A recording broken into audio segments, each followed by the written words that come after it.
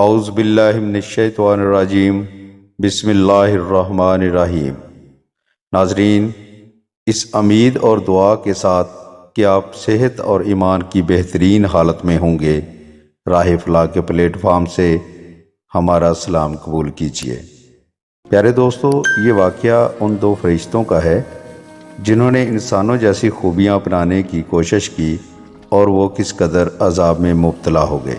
واقعہ کچھ اس طرح ہے کہ حضرت ادریس علیہ السلام کے زمانے میں انسان بہت بد عمل ہو گئے تھے۔ فرشتوں نے بارگاہ الہی میں عرض کیا کہ مولا، انسان بہت بدکار ہے اور یہ خلافت کے لائق نہیں ہے، انہیں معزول کر دیا جائے، یا کم از کم خلیفہ یہ رہیں اور وزیر ہم، تاکہ ہم ان کے بگڑے کام سنبھال سکیں۔ رب تعالیٰ کا ارشاد ہوا کہ اس کو غصہ اور شہوت دیا گیا ہے جس سے زیادہ گناہ کرتا ہے، اگر یہ چیزیں تم کو ملیں تو تم بھی گناہ کرنے لگو۔ فرشتے بولے کہ مولا کریم، ہم تو گناہ کے پاس بھی نہ جائیں گے، خواہ کتنا ہی غصہ اور شہوت ہو۔ حکم ربی ہوا کہ اچھا، تم اپنی جماعت میں سے اعلیٰ درجہ کے پرہیزگار فرشتے چانٹ لو، ان کو غصہ اور شہوت دے دیتے ہیں، پھر امتحان ہو جائے گا۔ چنانچہ ہاروت اور ماروت، جو بڑے ہی عبادت گزار فرشتے تھے، انتخاب میں آ گئے۔ حق تعالیٰ نے ان کو یہ چیزیں یعنی غصہ اور شہوت دے کر شہر بابل میں اتار دیا اور فرمایا کہ تم قاضی بن کر لوگوں کا فیصلہ کیا کرو، اور روزانہ اسم اعظم کے ذریعہ شام کو آسمان پر آ جایا کرو۔ یہ دونوں ایک مہینہ تک ایسے ہی آتے جاتے رہے۔ اتنے عرصہ میں ان کے عدل و انصاف کا عام چرچا ہو گیا اور بہت مقدمے ان کے پاس آنے لگے۔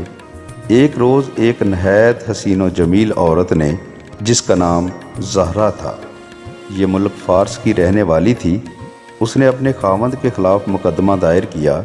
یہ دونوں اسے دیکھتے ہی عاشق زار ہو گئے اور اس سے برے کام کی خواہش کی۔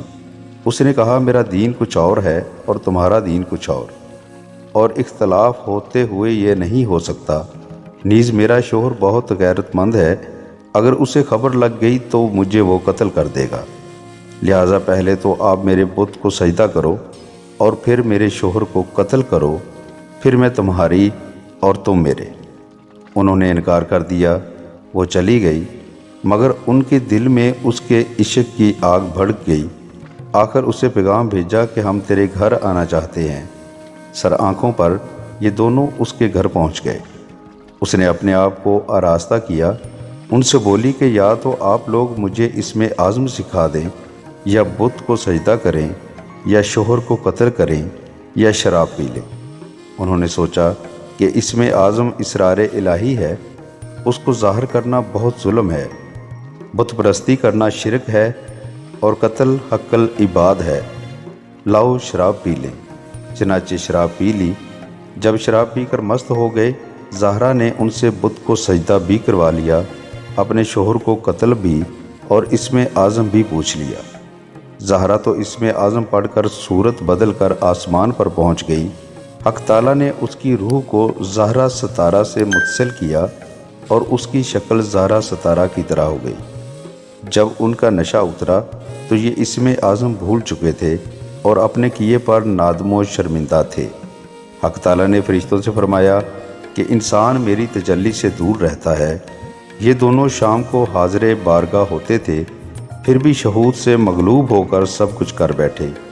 اگر انسان سے گناہ سرزد ہوں تو کیا تعجب ہے۔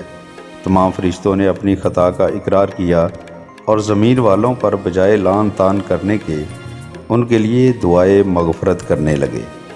پھر یہ دونوں حضرت ادریس علیہ السلام کی بارگاہ میں حاضر ہوئے اور شفاعت کے طالب ہوئے۔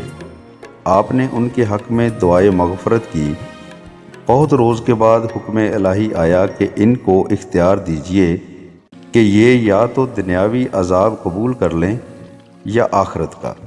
حضرت ادریس علیہ السلام نے انہیں حکم الہی پہنچایا۔ انہوں نے عرض کیا کہ یا نبی اللہ، دنیا کا عذاب فانی اور آخرت کا عذاب ابدالآباد تک باقی رہے گا۔ ہم کو دنیاوی عذاب منظور ہے۔ چنانچہ حق تعالیٰ نے فرشتوں کو حکم دیا کہ ان دونوں کو لوہے کی زنجیروں میں جکڑ کر بابل کے کنویں میں اندھا لٹکا دیں۔ اس کنویں میں آگ بھڑک رہی ہے اور یہ لٹکے ہوئے ہیں۔